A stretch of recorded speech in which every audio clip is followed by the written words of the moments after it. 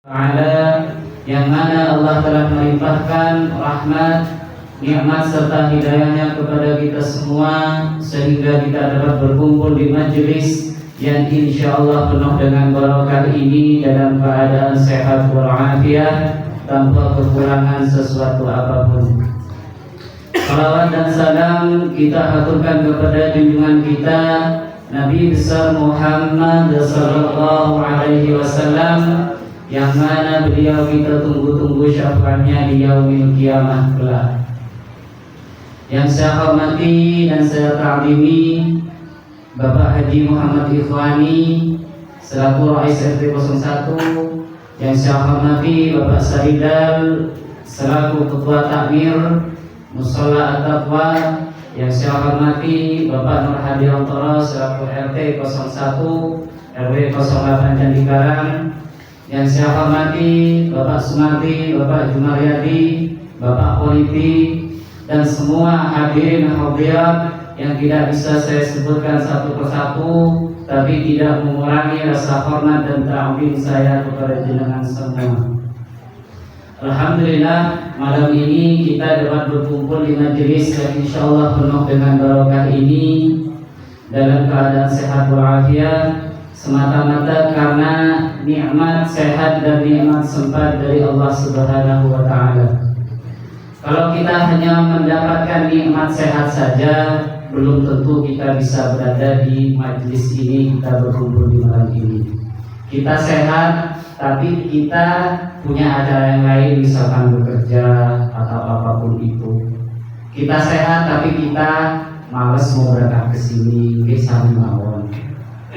Tidak ada yang namanya nikmat sempat. Begitupun sebaliknya, kita mempunyai yang namanya nikmat sempat, tapi tidak dikaruniai nikmat sehat. Misalkan kita sudah niatkan dari kemarin, besok mau berangkat pengajian minggu pagi untuk melanjutkan materi yang kemarin belum selesai. Misalkan seperti itu, tapi kok dilalah tadi sore terus baku, pilek, pusing, semua ada, maka dari itu tidak mendapatkan yang namanya nikmat sehat. Jadi alhamdulillah kita masih diberi kesehatan, dijauhkan dari segala penyakit, dijauhkan dari segala musibah, dan mudah-mudahan kita semua diberi istiqamah, mudah-mudahan kita semua diberi kesehatan, keselamatan dunia dan akhirat. Amin. Selanjutnya yaitu bulan Rajab. Bulan Rajab itu adalah salah satu bulan yang istimewa, salah satu bulan dari 4 bulan haram.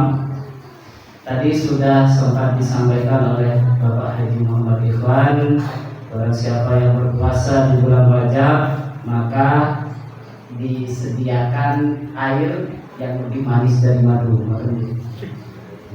Saya tambahkan sedikit.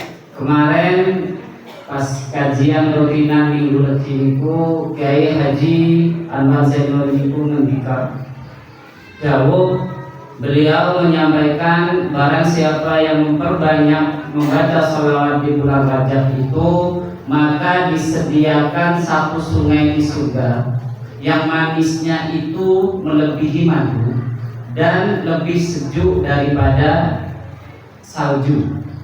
Lebih sejuk. Nggih bapak-bapak kemarin yang sempat berangkat, tapi bapak-bapaknya mungkin belum menyampaikan ke ibu-ibunya. Dereng dipek dhewe nopo pripun, Mbak? Ilmu itu jangan dipek dhewe, disebarkan kalau bisa.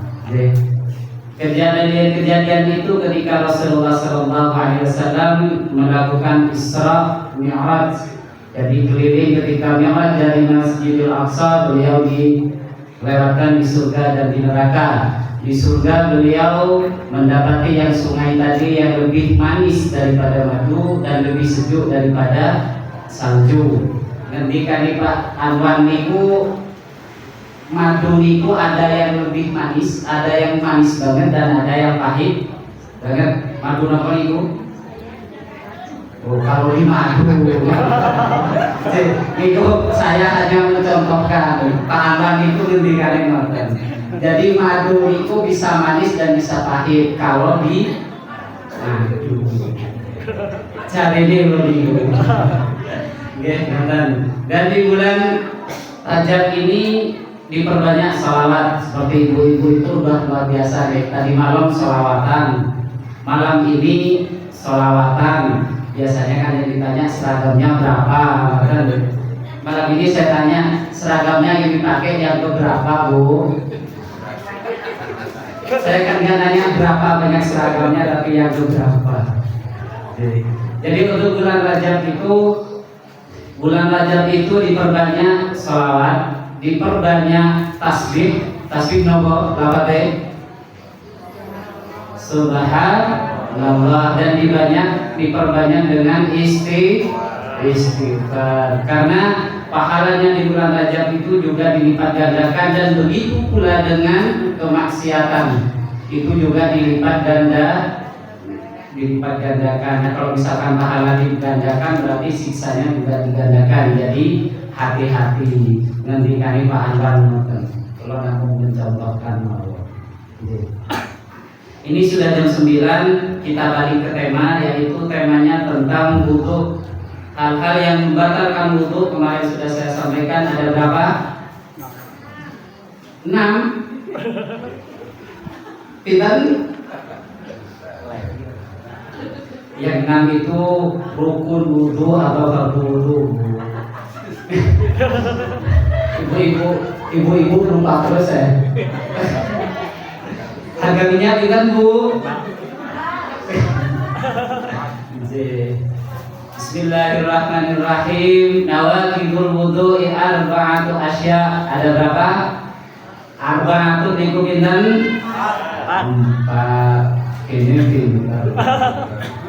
Nawaqidul wudu'i arba'atun, sesuatu yang membatalkan wudu itu 4 asya perkara. Al-awwal sudah saya jelaskan. Yang pertama adalah al-khariju min ahadis sabilaini min kubulin aw duburin ribun aw ghairuhu illal mani. Yang pertama adalah sesuatu yang keluar dari kubur atau dubur, yang berupa misalkan itu yang berbau atau tidak berbau, entah itu keluarnya misalkan emas, mutiara dan apapun itu, tetap membatalkan wudu. Sudah saya jelaskan kemarin. Yang kedua, atsani zawalul aqli binaumin aw ghairihi illa naum qa'idin mumakkinin ma qada'ahu minal ardi. Yang kedua, hilangnya akal atau ingatan disebabkan oleh tidur atau yang lain kecuali tidurnya orang yang duduk dalam keadaan menetapkan atau menyejajarkan pantatnya dengan tanah atau alas duduk. Yang kedua yang bisa membatalkan wudu atau merusak wudu yaitu hilangnya akal sebab tidur. Misalkan jenengan tidur punya wudu terus tertidur, tidurnya itu misalkan miring atau tengkurap atau apapun itu, selain tidurnya orang yang duduk yang menetapkan atau memantapkan menyejajarkan pantatnya kepada lantai, selain itu wudunya batal. Atau misalkan sedang Jumatan, khotbahnya lama, sholatnya lama, maka tidur sambil berdiri, misalkan kalau ada Pak? Ada bukan? Oh ada. Ibu-ibu bisa jawab bu, dengan dari Jumatan bapak-bapak. Jadi kalau misalkan kelamaan terus ngantuk dengan berdiri ketiduran, atau misalkan sedang sujud terus ketiduran dan lain, sudah salam dengan masih sujud misalkan. Nah itu juga membatalkan wudu. Bukan hanya wudunya yang batal, tapi sholatnya juga batal. Bagaimana duduk yang tidak membatalkan tidur yang tidak membatalkan wudu? Yaitu orang yang duduknya misalkan kita silau seperti ini dan kita memantapkan duduk kita menyejajarkan pantat kita kepada lantai, maka itu tidak membatalkan wudu meskipun kita bersandar. Jadi bersandar kalau misalkan tetap seperti ini atau misalkan seperti ini, itu tidak membatalkan wudhu, tapi kalau jerumuk gitu batal, masalahnya terbuka misalkan. Tapi kalau misalkan tetap seperti ini duduknya, walaupun jenengan tidur berjam-jam atau berapapun itu, maka tidak membatalkan wudhu. Itu terjadi di zaman Rasulullah SAW ketika para sahabat menunggu Rasulullah untuk sholat isya, dan sholat isya Rasulullah itu kemalaman atau mundur.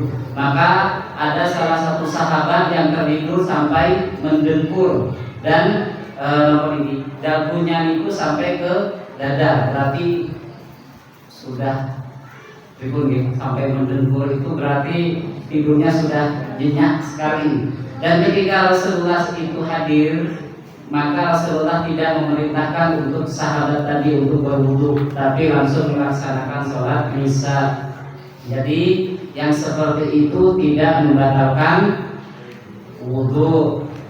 Yang selanjutnya adalah binamin al-ghairihi, atau selain tidur. Misalkan jenengan sedang berwudu terus hilang akal, misalkan stres sementara, kan ada yang kambuhan, mempunyai penyakit gila yang kambuhan, tinggi. Misalkan sedang berwudu, tiba-tiba selesai wudu terus kumat, misalkan seperti itu, maka wudunya otomatis batal. Atau misalkan jenengan sedang berwudu terus mabuk, kecil banget dia bahasa nopo eko jadi kecilkan dikit. Nek apa namanya, kalau ibunya gede itu kayak ustaz beneran. Ini bukan ustaz.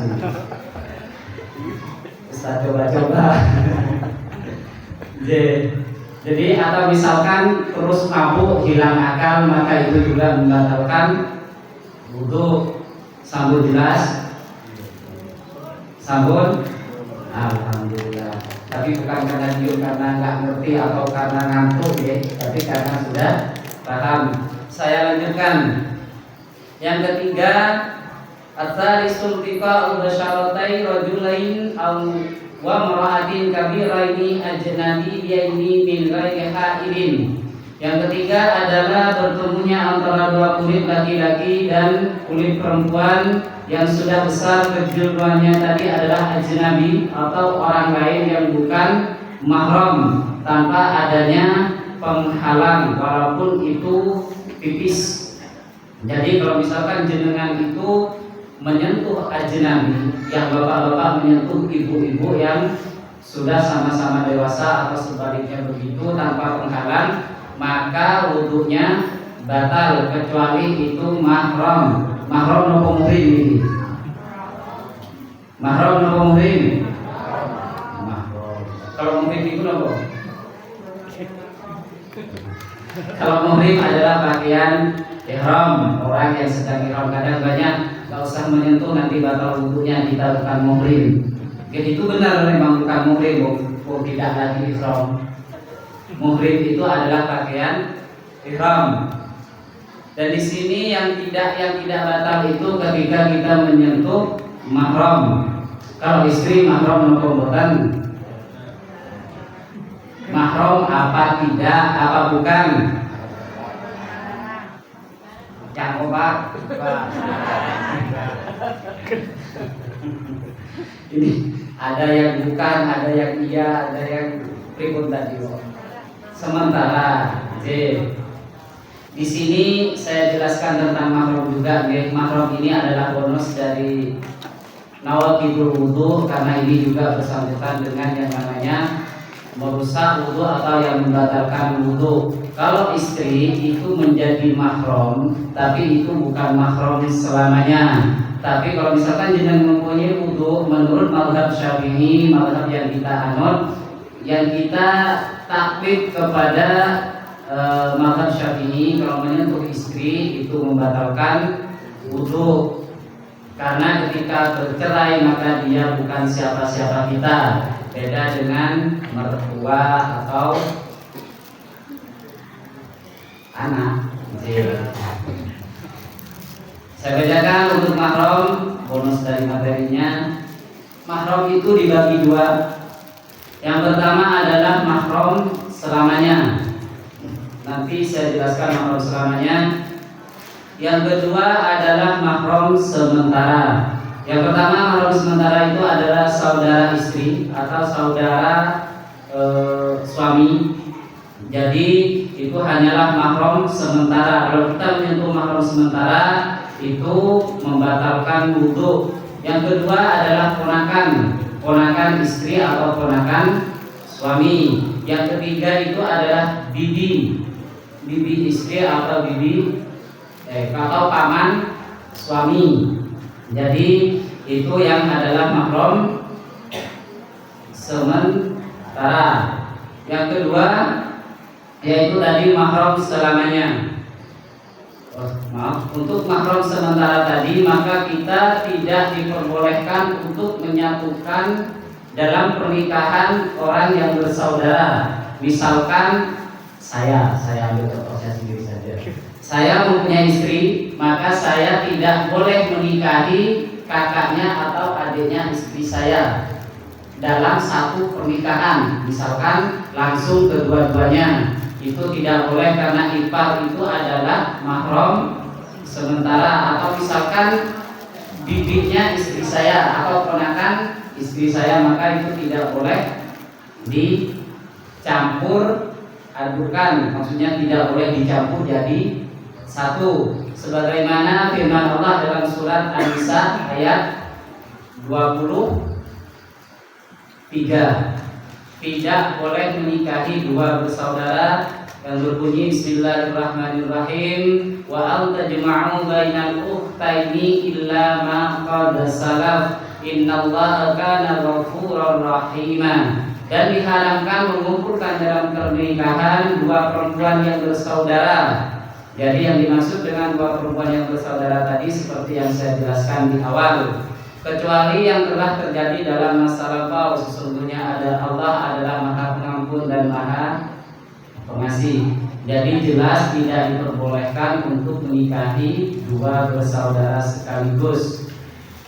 Yang selanjutnya adalah mahram selamanya.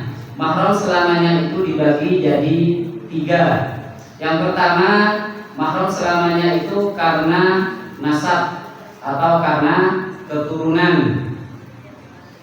Mahram karena keturunan itu dibagi menjadi 5. Mahram tadi, mahram yang selamanya dibagi jadi berapa? 3. Yang pertama yaitu mahram karena nasab. Mahram karena nasab itu ada 5. Yang pertama, kita ke atas.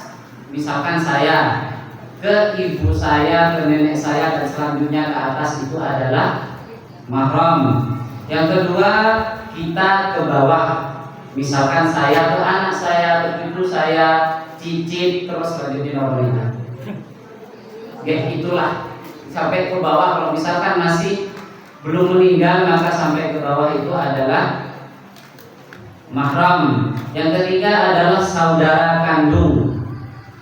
Saudara kandung itu adalah mahram. Jadi kita ke samping walaupun saudaranya ada 100, maka semuanya adalah mahram. Atau seayah dan seibu, bukan saudara tiri ya.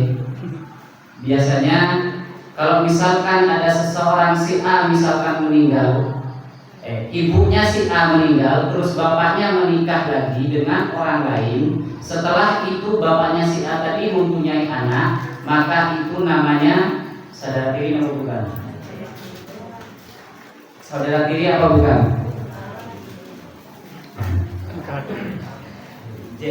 Itu adalah namanya saudara sebapak. Itu bukan saudara tiri. Kita tidak batal wudu.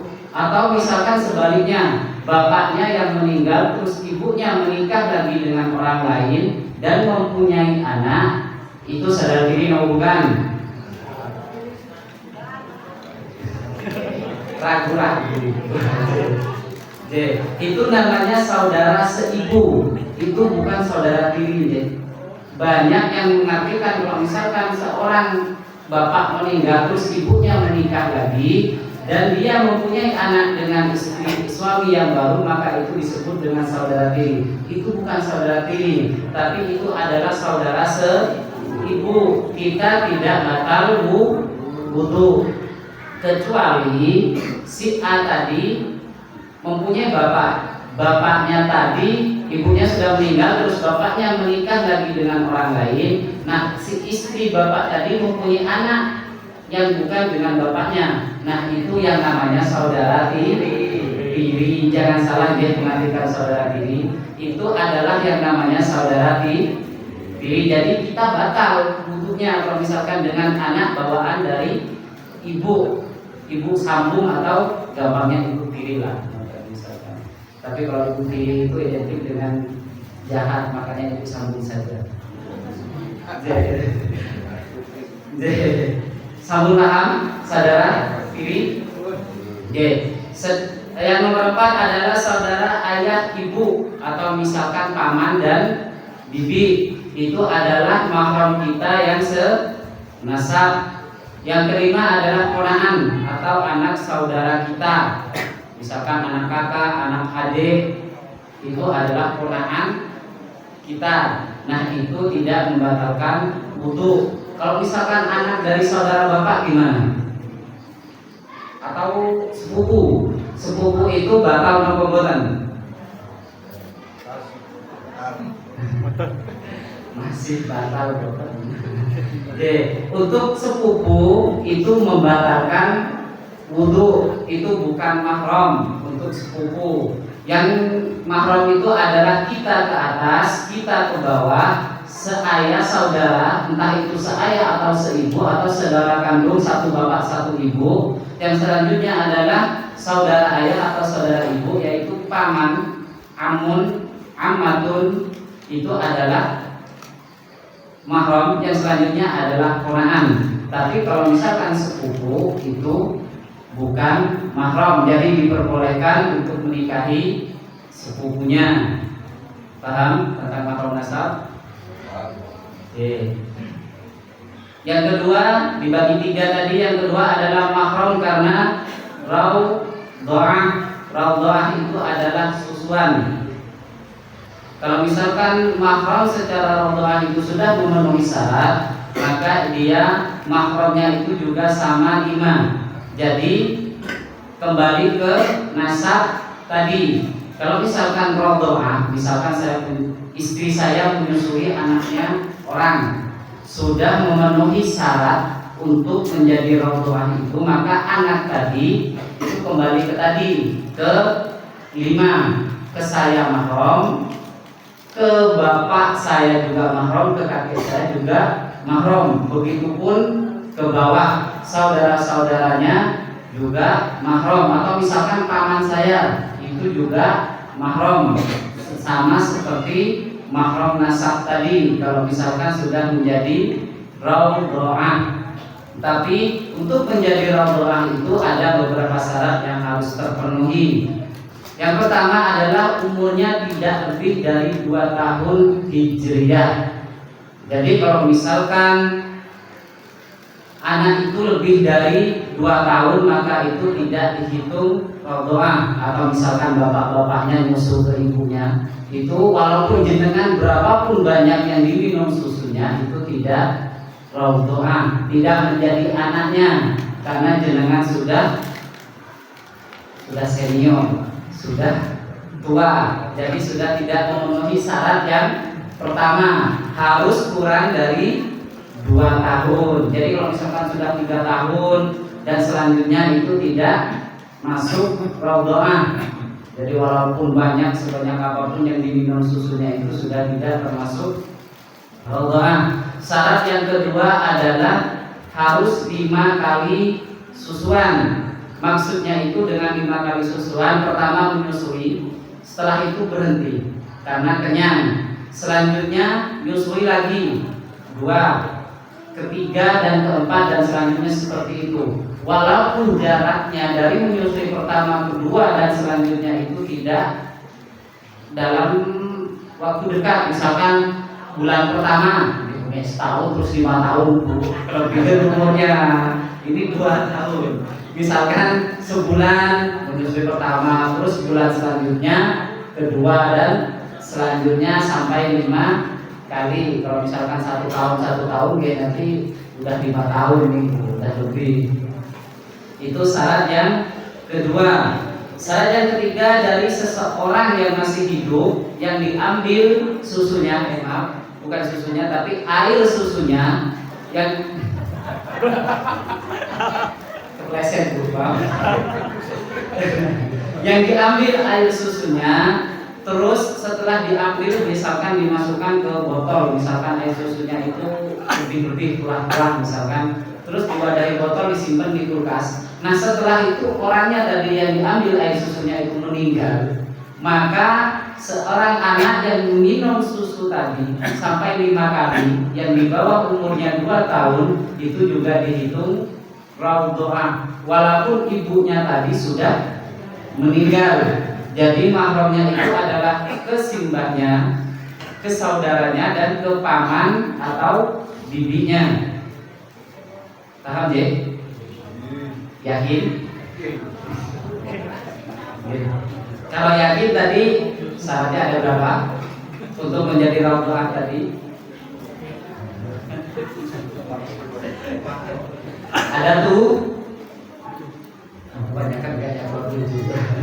Syaratnya itu ada 3. Yang pertama, harus umurnya itu di bawah 2 tahun Hijriah, bukan Januari, Februari, Maret, April, tapi Muharram, Safar, Rabiul Awal, Rabiul Tsani, dan selanjutnya, atau misalkan Dzulqa'dah, Dzulhijjah, selanjutnya nomor itu Muharram, Safar, dan itu yang dihitung kalender Hijriah. Yang kedua, harus 5 kali susuan. Yang ketiga, walaupun orangnya sudah meninggal tapi minum susu yang dimasukkan di dalam kulkas itu juga menjadi raudhah. Jadi kalau misalkan bapak-bapak penasaran dengan rasanya, mencicipi misalkan tunggu gambar sok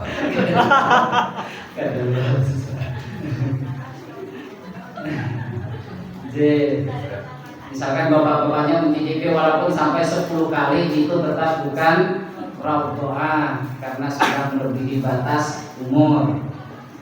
Yang ketiga, mahram selamanya yang dibagi jadi 3 itu karena pernikahan. Pernikahan itu ada 3. Ada berapa? Karena pernikahan. Yang pertama adalah mertua.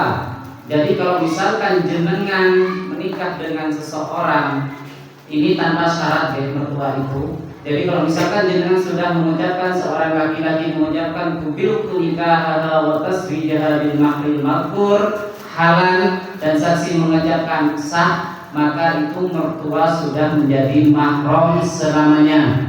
Walaupun jenengan belum berkumpul dengan istrinya, misalkan setelah itu terus istrinya meninggal atau langsung diceraikan, maka itu menjadi mahram selamanya. Jadi tidak ada yang namanya mantan mertua, adanya itu adalah mantan istri.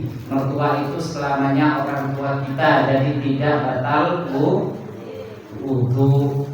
Selanjutnya yang kedua adalah menantu, sama dengan cuma kebalikannya mertua tadi. Jadi kalau misalkan kita sudah sah, saksi sudah mengatakan sah, maka menantu itu adalah mahram kita selamanya, walaupun menyentuh tanpa penghalang tidak membatalkan wudu. Yang ketiga adalah anak tiri. Ingat ya, anak tiri itu adalah anak bawaan istri atau bawaan suami. Jadi kalau misalkan anak tiri itu juga mahram selamanya, tapi ada syaratnya. Syaratnya itu harus, misalkan yang nikah dengan ibunya itu harus berkumpul dulu dengan ibunya. Ini bukan berkumpul dulu bersama, tapi harus melakukan hubungan suami istri, itu baru bisa menjadi mahram selamanya. Tapi kalau misalkan jenengan setelah akad sah kok tahu anaknya lebih cantik dari ibunya, terus ibunya diceraikan, jenengan boleh pindah ke anaknya tadi karena belum masuk syarat. Ini hanya misalkan dulu, jangan dipraktekkan. Nanti jenengan dipraktekkan, ini tidak boleh. Nikah itu bukan untuk main-main, tapi hanya contoh. Misalkan ada seperti itu, misalkan setelah menikah istrinya langsung meninggal terus pindah ke anaknya karena kasihan sama anaknya, misalkan, itu sudah, itu boleh dilakukan. Tapi kalau misalkan sudah berhubungan dengan ibunya, maka anaknya menjadi mahram selamanya, seperti yang di firman Allah dalam surat An-Nisa ayat 23, masih sama dengan yang tadi, yang tidak boleh mengumpulkan menikahi dua bersaudara, yang disebutkan warabaikumul lati fi hujurikum minan nisaikumul lati dakhaltum bihin fa illam takunu dakhaltum bihinna fala junaha alaikum, yang artinya kurang lebih seperti yang saya jelaskan tadi. Jadi kalau misalkan belum dituhul atau belum berhubungan suami istri, maka boleh berpindah kepada anaknya. Tapi kalau misalkan sudah berhubungan suami istri, itu sudah menjadi mahram selamanya. Jadi, paham? Ini tentang mahram. Saya sebutkan lagi, mahram dibagi dua. Yang pertama mahram selamanya, yang kedua mahram sementara. Mahram selamanya itu dibagi menjadi tiga. Yang pertama mahram karena nasab, yang kedua mahram karena susuan, yang ketiga mahram karena pernikahan. Paham je? Ada pertanyaan dari tadi? Gak ada yang bertanya?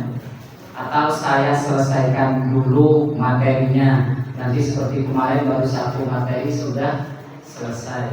Saya lanjutkan dulu je. Nanti kalau ada pertanyaan bisa ditanyakan. Kalau saya bisa menjawab, saya langsung jawab. Tapi kalau tidak bisa, saya ngutang. Jawabnya selanjutnya kalau saya yang diundang lagi. Yang keempat adalah ar-rabi'u masu qubulil adami aw halqihi duburihi bi batni rahati aw butunil asabi'. Yang keempat adalah menyentuh kubul atau zakar atau farji manusia atau lingkaran dubur, atau maaf bahasanya agak kasar, anus manusia dengan batin atau telapak tangan bagian dalam atau telapak batin, ini telapak batin, telapak tangan jari-jari. Jadi bisa disimpulkan kalau misalkan kita mempunyai wudhu terus menyentuh dubur atau kubul anak Adam dengan telapak tangan, maka itu membatalkan wudhu. Yang dimaksud dengan telapak tangan yang bagian dalam yang putih. Jadi kalau misalkan punggung tangan yang dari atas itu menyentuh kemaluan atau menyentuh dubur, itu tidak membatalkan wudhu. Jadi ingat, yang membatalkan wudhu itu yang bagian depan. Kalau bagian belakang tidak membatalkan. Misalkan itulah disentuh dengan bagian belakang, itu tidak membatalkan wudhu. Paham? Amin, alhamdulillah. Paham. Ini sudah setengah 10. Kalau misalkan ada pertanyaan, monggo 2 saja. Seperti Pak Anwar cuma 2 pertanyaan. Kalau tidak ada, sudah setengah 10. Monggo ada pertanyaan.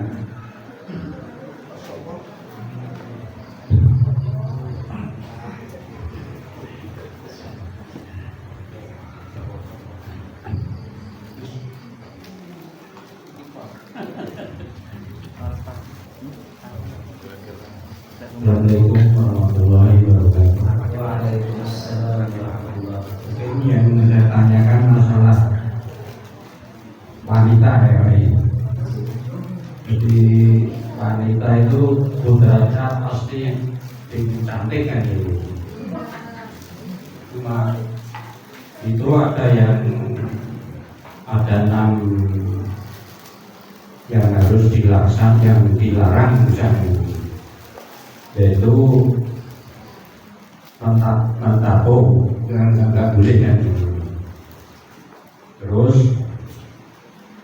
alis itu dicabut ya nggak boleh kan.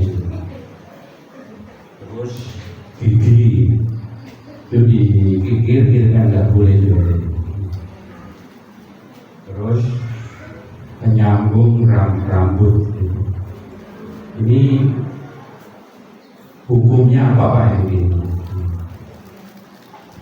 Terus yang kedua, sabar itu kan gampang, tapi syukur itu yang susah. Itu yang kita alami. Jadi sabar itu gampang, tapi syukur itu susah. Mungkin itu yang saya tanyakan. Assalamualaikum warahmatullahi wabarakatuh.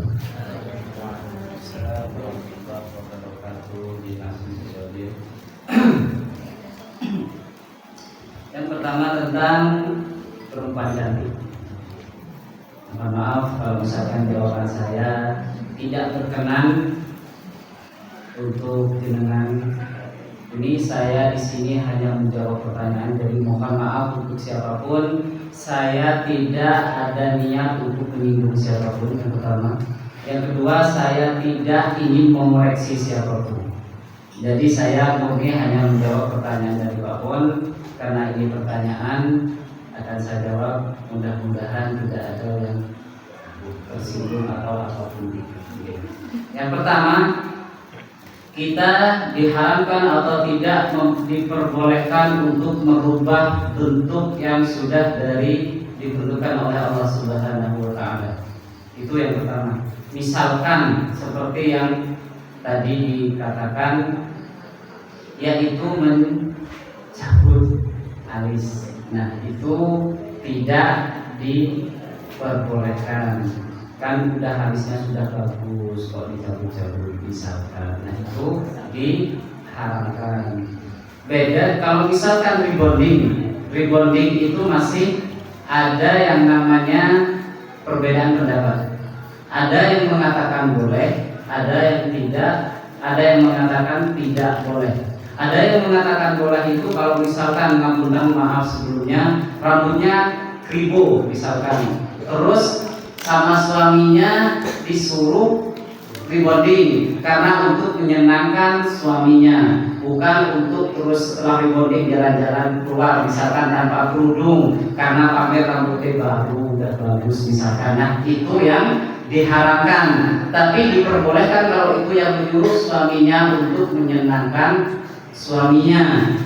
Kalau misalkan wah istri itu seperti ini, misalkan nggak rebonding, saya bisa terbitu dengan yang lain misalkan. Untuk itu kalau ada yang mengatakan yang diperbolehkan seperti itu, tapi wallahu a'lam, itu hanya saya mencontohkan dan dari ulama seperti itu. Dan ada yang mengatakan tidak diperbolehkan karena itu tidak ada rasa syukur di kita merubah, karena pasti kok seperti ini sih adanya Rasulullah.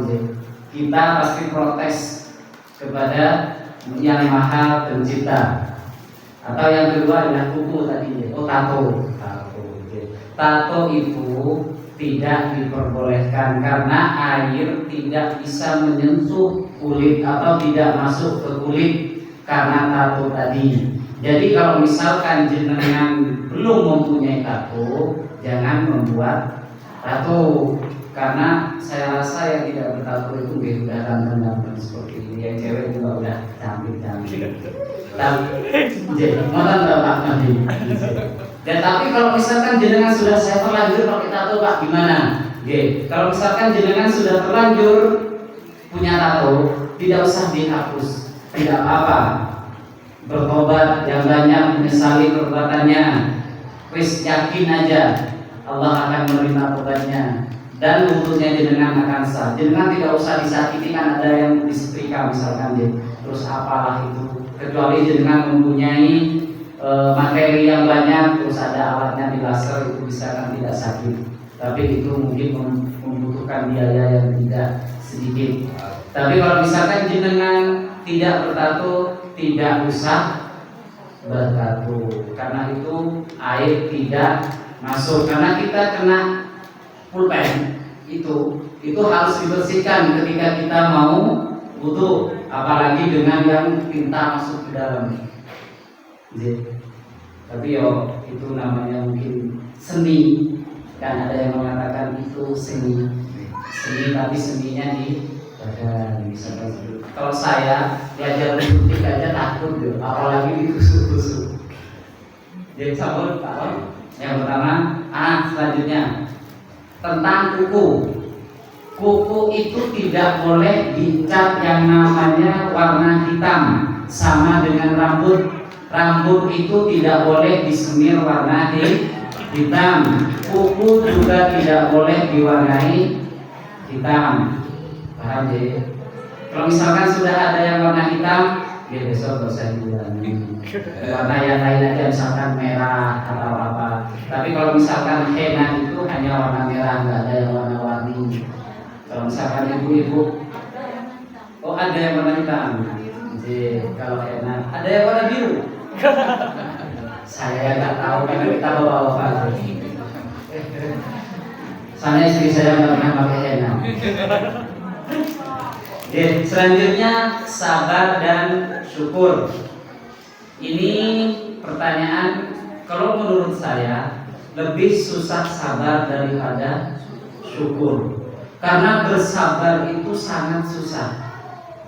Orang yang bersabar itu harus orang yang mempunyai keikhlasan, benar-benar ikhlas. Karena kita dapat masalah sedikit, misalkan kita tangan kejepit pintu, mesti kita langsung gitu. Nah itu sudah tidak sabar, hitungannya itu sudah tidak sabar.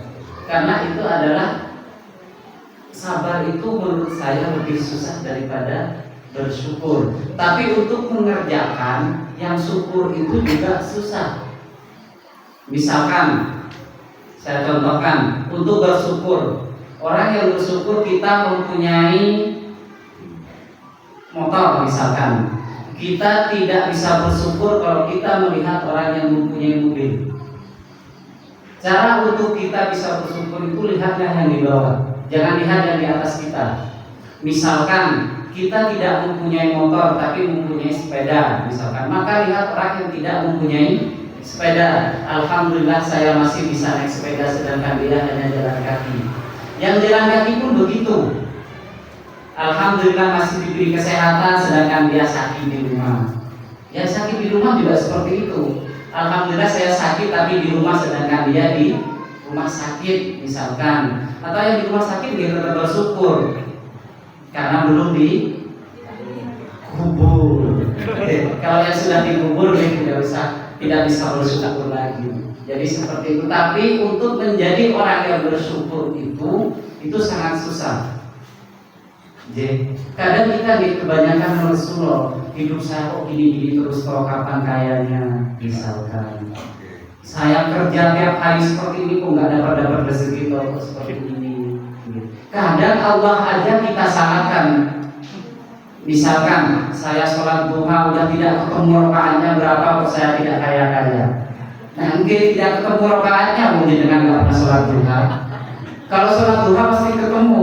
Atau misalkan saya sudah membaca sholawat Nabi 4444, kok saya nggak kaya-kaya, kok rezeki saya masih segini, piye berarti? Misalkan seperti itu. Nah itu kita sudah menyalahkan Allah Subhanahu wa Ta'ala. Bagaimana kita bisa bersyukur kalau seperti itu? Kalau kita ingin bersyukur maka lihatlah ke bawah, jangan pernah melihat ke atas. Bedakan dengan kita untuk mencari ilmu. Kalau kita mencari ilmu maka lihatlah ke atas, jangan pernah melihat ke bawah. Misalkan saya siswa ngaji kok kono bisa mesti mending aku wis siswa rasa ngaji. Misalkan seperti itu. Jangan seperti itu, tapi lihatlah ke atas. Saya bisa ngaji tapi saya belum bisa seperti Pak Zunakid misalkan. Wah besok harus lebih lebih giat lagi ngajinya, misalkan seperti itu. Atau yang ibu-ibu, wah saya belum bisa ngaji tapi belum bisa seperti Bu Erna misalkan, belum bisa seperti Bu ini misalkan Pak besok saya harus lebih giat lagi untuk belajar. Jadi kalau ilmu itu jangan pernah melihat ke bawah, tapi lihatlah ke atas. Kalau jenengan melihat ke bawah, maka jenengan masih tetap di tangga itu, tidak akan pernah naik ke tangga yang lain. Tapi kalau untuk bersyukur, ukuran bersyukur itu jangan pernah melihat ke atas, tapi melihatlah ke bawah. Alhamdulillah saya masih sehat, sedangkan dia berbaring di rumah sakit. Yang di rumah sakit, alhamdulillah saya hanya sakit, ada harapan untuk sembuh, sedangkan dia sudah dikubur. Jadi seperti itu. Kok pas ngomongin kubur pada diem? Takut je? Nek habis ini kubur. Karena fa'idza jaa ajaluhum la yastakhiruna sa'atan wa la yastaqdimun. Mau diundur nggak bisa, mau dimajukan nggak bisa. Itu adalah ajal. Jadi tidak usah takut kita hadapi.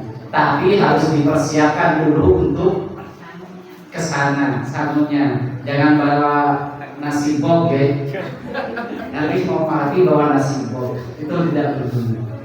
Oke, sambut Pak Bon. Nomor selanjutnya satu lagi.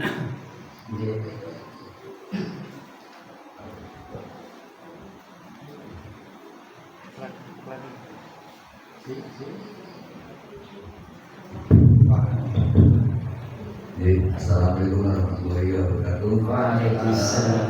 Langsung aja masuk materi akan kami sampaikan kepada Bapak Rawi kaitannya di sini memasuki bulan Rejab, bulan Rejab.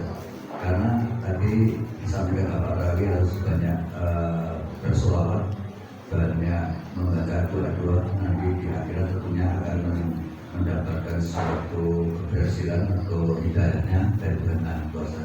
Nah, di samping itu kaitannya dengan puasa Rejab. Puasa Rejab itu sebaiknya itu dilaksanakan itu di awal, di tengah atau di akhir atau seperti apa yang perlu saya tanyakan. Itu yang pertama. Yang kedua kaitannya yang membatalkan wudhu. Kadang-kadang yang kita lakukan setiap hari atau kadang-kala kita tidak sengaja kita dari rumah sudah berwudhu, ternyata dari masjid dari rumah itu jaraknya kurang lebih 200 meter. Berapa itu kita wudhu di rumah itu kalau di masjid tidak wudhu lagi atau sudah satu seperti apa? Di samping itu yang membatalkan itu kadang-kadang seperti orang-orang yang mau jumatan kadang kalau itu sering merokok di depan rumah Pak. Jadi itu kadang-kadang tidak berwudhu lagi. Itu hukumnya itu sah orang bagi yang mau jumatan. Itu ya saya yang perlu saya sampaikan mungkin untuk menjadi pertemuan kita. Wassalamualaikum warahmatullahi wabarakatuh. Terkait puasa di bulan Rajab, bagusnya itu dari awal sampai akhir. Tapi ada yang mengatakan 10 hari pertama, karena itu tidak diwajibkan dari tanggal 1 sampai tanggal 10. Ada yang mengatakan 3 hari pertama di bulan Rajab, jadi tanggal 1, tanggal 2, tanggal 3. Berarti kalau misalkan tanggal 1-nya itu 1 Januari itu hari Rabu, Kamis, Jumat. Ada yang mengatakan seperti itu. Atau misalkan jenengan, karena ini tidak disyariatkan dan yang berpuasa itu dapat pahala, misalkan jenengan ambil udah dari kemarin nggak puasa, misalkan ambil di Senin dan Kamis, misalkan itu juga diperbolehkan. Atau misalkan jenengan puasa Daud di bulan Rajab, misalkan tanggal 1 puasa, tanggal 2 buka, selanjutnya tanggal 3-nya atau seperti itu juga bisa. Jadi, kalau misalkan jenengan tidak bisa berpuasa, ada amalan, tapi amalan ini harus dilakukan dari tanggal 1.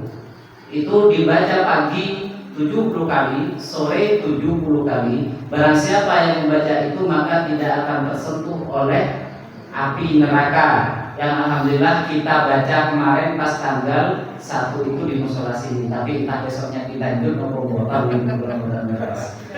tapi bacaannya itu adalah Allahumma ufirli warhamni wa tub alayya.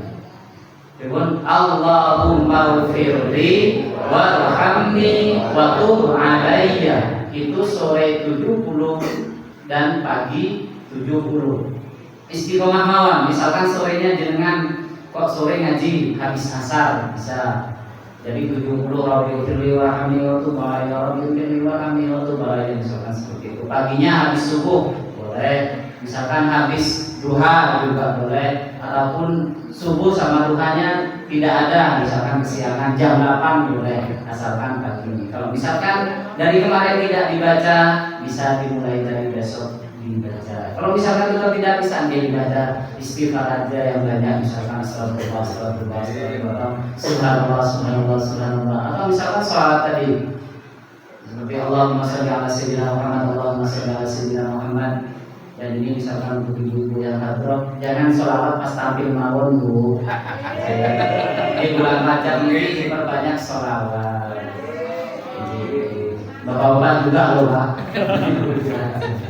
Jadi yang pertanyaan yang kedua, untuk wudu yang bisa membatalkan wudu itu hanya 4 tadi. Keluar sesuatu dari 2 lubang.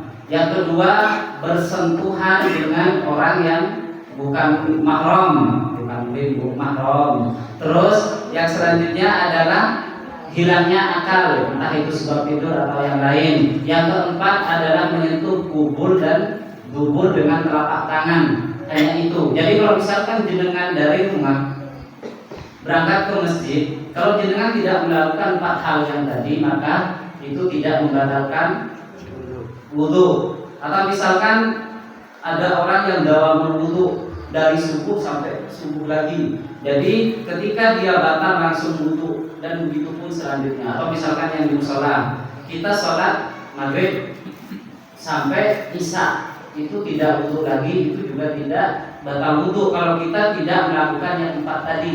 Atau misalkan makan, rokok dan apapun itu, kalau misalkan sedaki tidak melakukan 4 hal, maka tidak membatalkan wudu.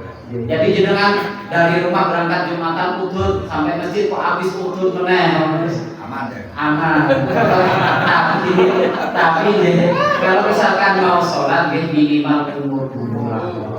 Siwak dulu lah, masa kalau misalkan mau sholat itu bawa rokok. Kadang kan ada yang mengatakan yang sangat ekstrim rokok itu adalah haram. Ada yang mengatakan begini, saya pernah lihat videonya.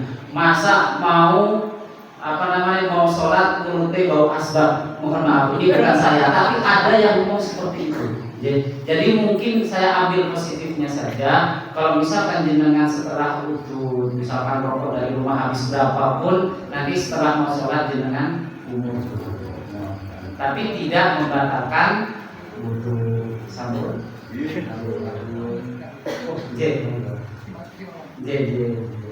Assalamualaikum warahmatullahi wabarakatuh.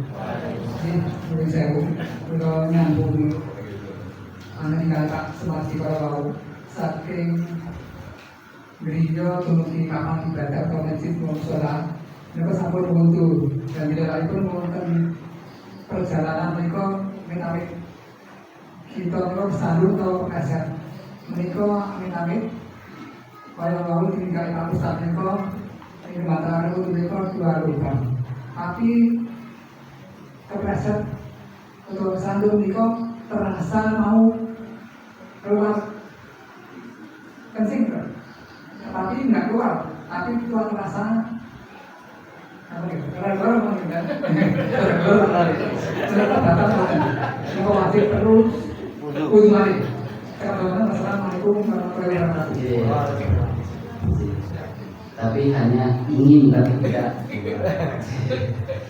Kalau misalkan hanya ingin itu tidak membatalkan wudu. Tapi kalau benar-benar keluar, maka jenengan yang pertama dilakukan harus pulang dulu, ganti.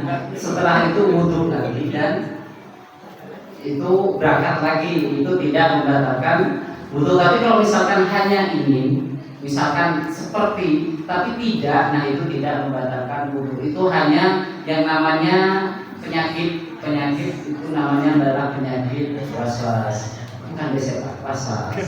Jadi tidak membatalkan wudu kalau misalkan itu hanya ingin. Tapi kalau misalkan memang benar-benar basah, dia harus wudu. Tapi kalau misalkan jenengan was-was ini batal enggak, maka amannya jenengan pulang dulu ganti baju, setelah itu wudu lagi dan berangkat lagi.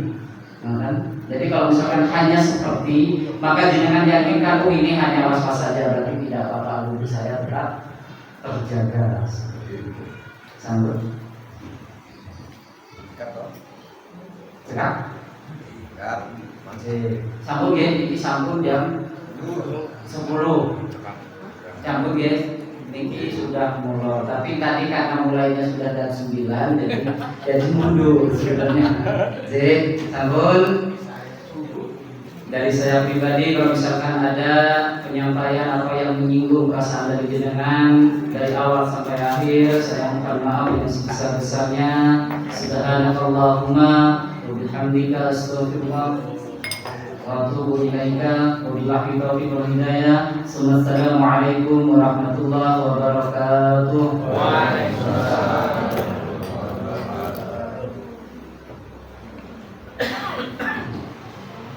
Alhamdulillah, telah memasuki acara yang terakhir, yaitu penutup. Marilah kita tutup acara Bangga Malam hari ini dengan ucapan Alhamdulillah. Terima kasih, saya selaku pembawa acara. Mohon maaf apabila penyampaian terdapat banyak kesalahan. Saya mohon maaf. Terima kasih. Wassalamualaikum warahmatullahi wabarakatuh.